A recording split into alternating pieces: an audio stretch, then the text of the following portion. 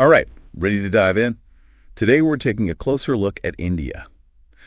They're walking a real tightrope on the world stage, and we're going to unpack exactly how. It's a fascinating game they've got going. We've got a ton of news articles to dig through, expert opinions to consider, even some of your own notes on India buying more and more oil from Russia. Ah, yes, that raised some eyebrows, didn't it? Definitely caught my eye.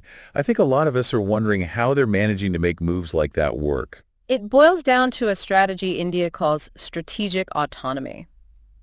Basically, they're playing the long game focused on their own national interests above all else. So they're not afraid to ruffle a few feathers along the way. I mean, cozying up to Russia while the rest of the world is, well, not so much. That takes guts. They're not exactly newcomers to dealing with Russia either. We're talking decades of relying on them for military equipment. Yeah, and not just a little bit of equipment, right?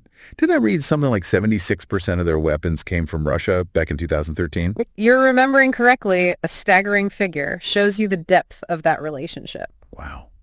But things are shifting, aren't they? Oh, All this talk about the Quad, India getting closer to the West, something's got to give. It's a balancing act for sure. That number has gone down, actually. By 2023, it was down to 36%. Still significant, but a clear trend. So less reliant on Russia, but still in the game. Yeah. And that's where the Quad comes in, I'm guessing. Exactly. India's looking to diversify its partnerships, hedge its bets, you could say. Smart move in a world this unpredictable. Speaking of the Quad, can we talk about Modi's whirlwind tour? Wilmington, Delaware for the big summit with the U.S., Australia, and Japan. Then it's off to a Cancer Moonshot event with President Biden. And finally, a mad dash to the UN. The man has boundless energy. It really highlights India's growing influence, though, wouldn't you say? Oh, absolutely. They're a major player on the world stage. And the Quad itself, well, they seem pretty clear about wanting to counter China's growing presence, wouldn't you say? All that talk about Indo-Pacific issues and a rules-based international order. It's hard to interpret it any other way. But here's where I get a little tripped up. How unified can the Quad really be when you look at India's position on, well, everything going on with Russia and Ukraine? It's the million-dollar question, isn't it? On the surface, they're all on the same page condemning North Korea. But dig a little deeper on the Russia-Ukraine situation, and it gets, well, a lot murkier. Right. They condemned the war, called for peace, all good in theory. But what really struck me was that every single Quad leader has been to Ukraine. They've seen the devastation firsthand. That has to have an impact, seeing it with your own eyes. Creates a shared understanding that you just can't get from briefings and news reports. Exactly. So, okay, everyone's been to Ukraine, but then you've got Modi visiting Moscow. And just a month later, heading to Kyiv. Not exactly a move that went over well with Zelensky, if I remember correctly. Zelensky was very vocal about his disappointment. Hugging the world's most bloody criminal were his exact words, referring to Modi's meeting with Putin. Ouch. Okay, yeah, that's pretty direct. Not mincing words there. But despite all the criticism, Modi's maintained that India is not neutral. They're on the side of peace, as he puts it. Trying to position themselves as the mediator, the bridge between these two worlds. Which, if he can pull it off, would be an incredible feat of diplomacy. It's a high-wire act, that's for sure. But it's not all talk, right? Didn't Modi visit some kind of memorial for Ukrainian children killed in the conflict when he was in Kyiv? He did. Toured an exhibit commemorating the lives lost. Adds another layer to the whole situation, wouldn't you say? Definitely adds a human element that's hard to ignore.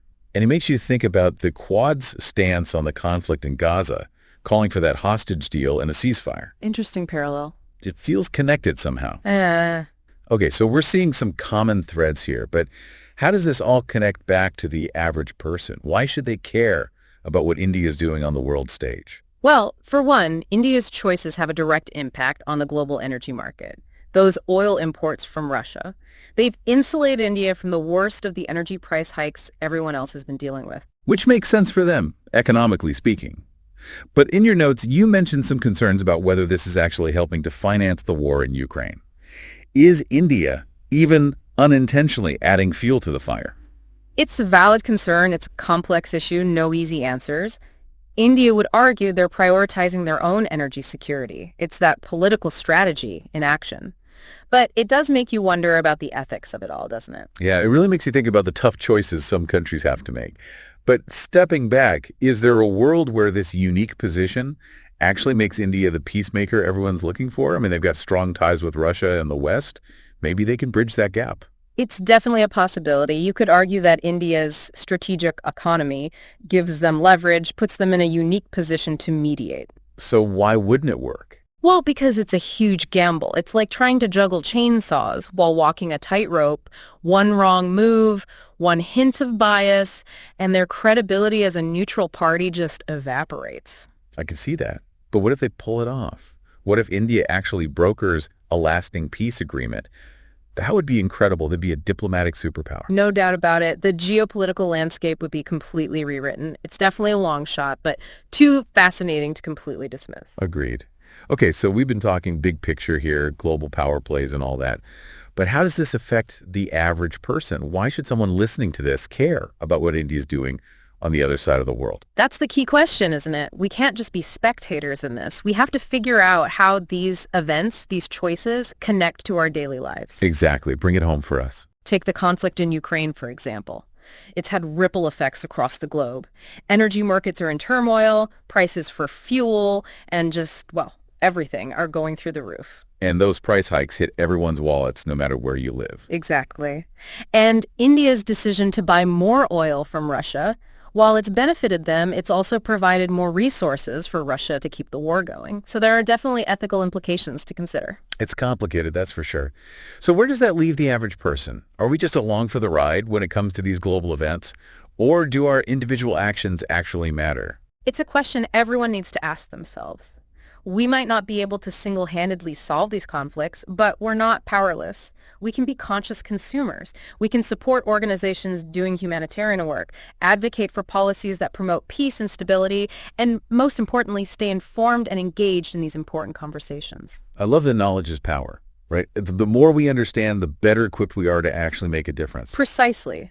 Recognize that we're all interconnected, that our choices have ripple effects. We've covered a lot of ground here. India's strategic autonomy, the Quad, the war in Ukraine, the conflict in Gaza. It's a lot to unpack. It is, and we just scratched the surface. It's important to remember these are fluid situations. The world doesn't hit the pause button. You're right about that. This world never stands still, does it? So given that, how do we stay informed without getting overwhelmed by it all? That's where those critical thinking skills become absolutely essential. No more passively scrolling through headlines, you're saying? Exactly. Be discerning about your sources, question everything you read, and actively look for different perspectives. Because let's be real, there's rarely a clear-cut right answer in these complex global situations. It's all shades of gray.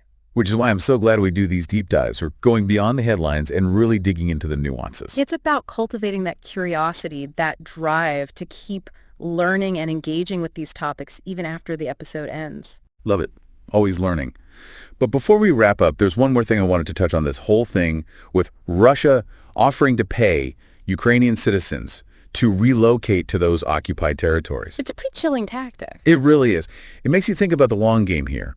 Is this Russia's way of solidifying their control, manipulating the demographics to cement their claim? It's a disturbing thought, and one that should raise red flags for the entire international community. The safety and well-being of those Ukrainian citizens should be paramount. Absolutely. This really highlights just how high the stakes are, not just in Ukraine, but for the very idea of national sovereignty everywhere. It circles back to that fundamental question.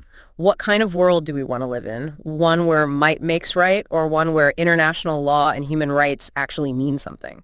Those are big questions, but important ones, and ones that we all have a responsibility to think about, to talk about. Well said. Consider this your call to action, listener. Stay curious, stay informed, stay engaged.